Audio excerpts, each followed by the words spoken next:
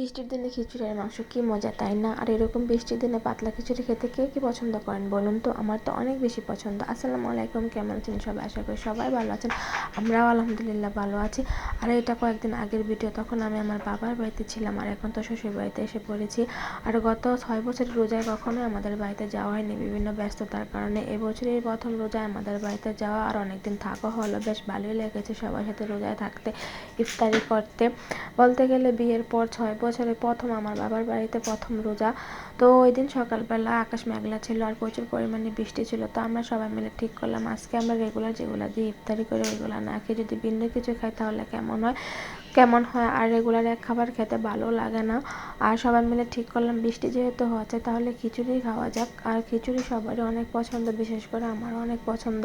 তো যেই বাবা সেই কাজ, দুপুরে আমরা নামাজের পর রান্না করে চলে আসলাম। আর এখানে আগে মাংসটা রান্না করে নিব, তারপর খিচুড়িটা বসাবো। তো এখানে সব মশলা দিয়ে আমি মাংসটা কষিয়ে নিচ্ছি।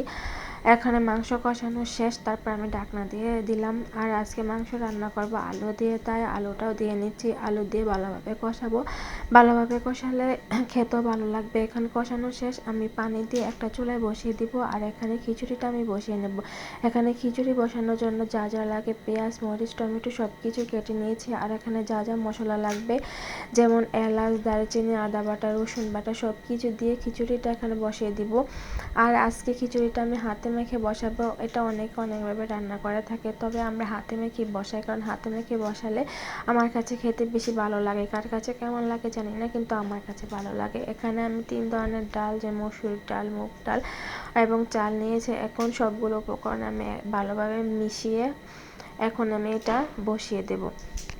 আর আজকে কিন্তু বাইরে ঘুরে বৃষ্টিও পড়ছিল। তো আমরা সবাই মিলে ঠিক করতেছে, মানে মনে মনে দোয়া করতেছিলাম যে আল্লাহ জোরে যাতে বৃষ্টি না আসে। জোরে বৃষ্টি আসলে কিন্তু আমাদের রান্নাটাই পুরো বাতিল হয়ে যাবে, যেহেতু রমজান মাস সবাই ইফতারি করবে। এই জন্য সব কিছু তাড়াতাড়ি করার চেষ্টা করতেছিলাম আর কি। আর আজকে আমরা সবাই মিলে কাজ করছিলাম।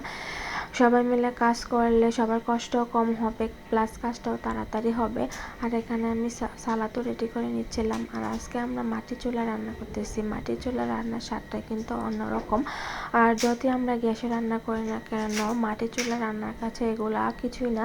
মাটির চুলা রান্নার স্বাদ এক কথায় বলতে গেলে অতুলনীয়। আর এদিকে এক চুলায় মাংসটা রান্না হচ্ছে আর অপর চুলায় খিচুড়িটা রান্না হচ্ছে। এখন খিচুড়িও রান্না শেষ, ধনিয়া পাতা দিয়ে উঠিয়ে নিচ্ছে। এখন আমরা ঘরে চলে আসছি, এই তো সব কিছু রেডি করে নিচ্ছি। আর এখন আমি সবার প্লেটে তুলে দিচ্ছিলাম, বিশেষ করে বাচ্চাদের, কারণ বাচ্চারা তো রোজা নেই, তাই ওদেরকে প্লেটে প্লেটে আমি দিয়ে দিচ্ছিলাম। আর আমরা আজান দিলে তারপর আর কি ইফতারি করব। আর এইভাবে সবাই মিলে একসাথে রান্না করে খাওয়ার মজাটাই আলাদা, যেটা লাখ টাকা দিয়ে আসলে আনন্দটা কেনা যায় না। আর এদিকে এই তো মায়ের কাছে, তো সবাই ভালো থাকবেন। আজ আমরা